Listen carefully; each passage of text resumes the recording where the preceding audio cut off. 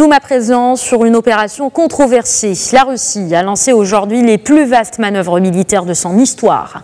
L'OTAN dénonce la répétition d'un conflit de grande ampleur. Près de 300 000 hommes, toutes les composantes de l'armée impliquées et des soldats chinois en soutien sont mobilisés.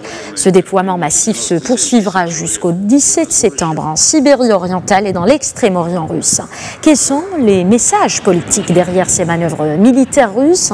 Élément de réponse avec Isabelle Facon, chercheur à la Fondation pour la recherche stratégique, au micro de nos confrères de Média Radio. On l'écoute.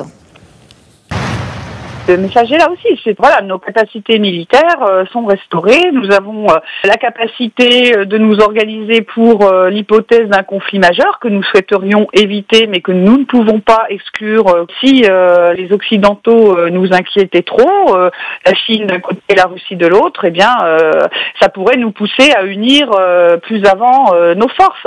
Et ça c'est quand même assez nouveau compte tenu du caractère assez prudent jusqu'à un passé récent des coopérations militaires sino-russes.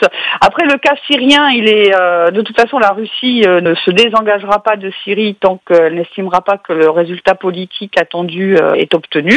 On a eu des responsables chinois qui se sont exprimés pour dire que ils avaient été vivement impressionnés par les performances militaires de la Russie en Syrie et qu'ils étaient intéressés, au travers de cette participation aux exercices russes, à se familiariser avec certaines pratiques militaires que la Russie a mises en œuvre ces dernières années.